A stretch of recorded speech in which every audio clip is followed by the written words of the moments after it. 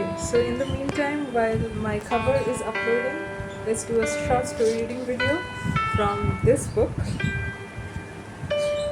Um, let's dive in. It's a very famous novella, and it has also been made into movies.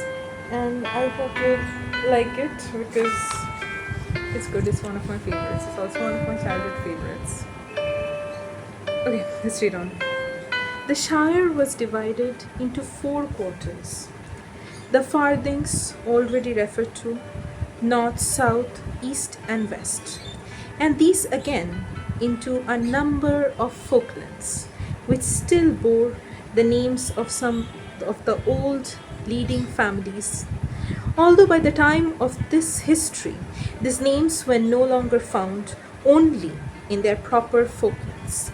Nearly all Tooks still lived in the Tookland, but that was not true of many other families, such as the Bagginses or the Buffins. Outside the Farthings were the East and West Marshes, the Buckland and the West Marsh, added to the Shire in SR 1462. The Shire at this time had hardly any government.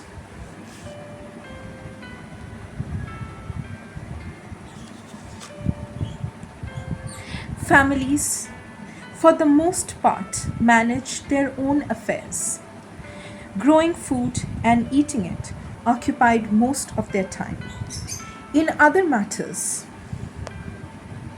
they were, as a rule, generous and not greedy, but contented and moderate, so that estates, farms, and workshops and small trades tended to remain unchanged for generations.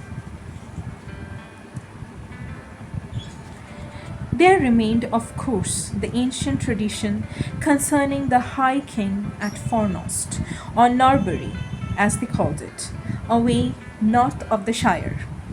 But there had been no king for nearly 1,000 years, and even the ruins of King's Norbury were covered with grass.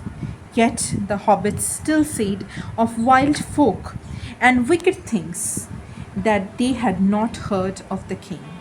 For they attributed to the king of old all their essential laws, and usually they kept the laws of free will, because they were the rules, as they said, both ancient and just. It is true that the Took family had long been preeminent, for the office of Thane had passed to them from the old Bucks some centuries before, and the chief Took had borne that title ever since. The Thane was the master of Shire Moot and captain of the Shire muster and hobbitry in arms, but as muster and moot were only held in times of emergency which no longer occurred, the thainship has ceased to be more than a normal dignity. The Took family was still indeed accorded a special respect, for it remained both numerous and exceedingly wealthy, and was liable to produce in every generation strong characters of peculiar habits and even adventurous temperament. The later qualities, however, were now rather tolerated than generally approved. The custom ended, nonetheless, of referring to the head of the family as the Took, and adding to his name, if required, a number, such as Isengrim II, for instance.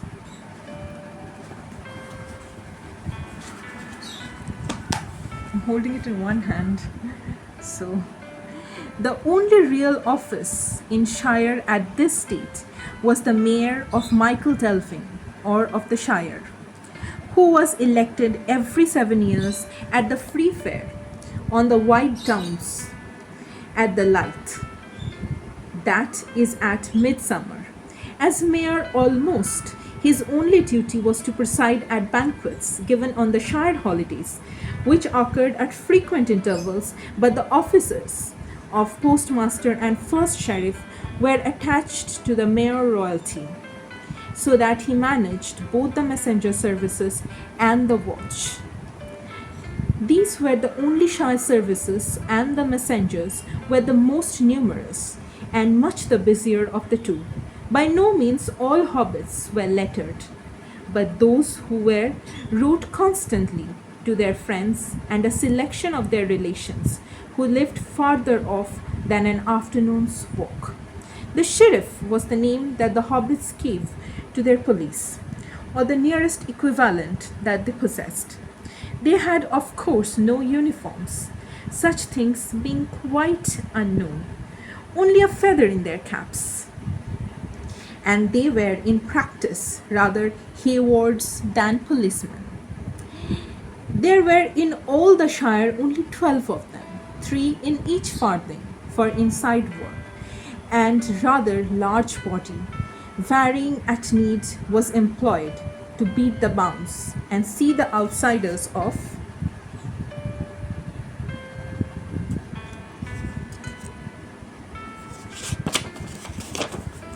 It's a small part.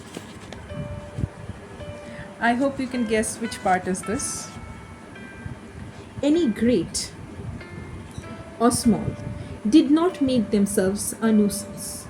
At the time when the story begins, the bounders, as they were called, had been greatly increased. There were many reports and complaints of strange persons and creatures prowling about the borders or over them. The first sign that all was not quite as it should be, and always had been, except in tales and legends of long ago. Few heeded the sign, and not even Bilbo, yet had any notion of what it portended. 60 years had passed since he set out on this memorable journey, and he was old even for hobbits, who reached 100 as often as not, but much evidently still remained of the considerable wealth he had brought back. How much or how little he revealed to no one, not even to Frodo, his favorite nephew, and he still kept secret the ring that he had found. A short story. Hope you liked it.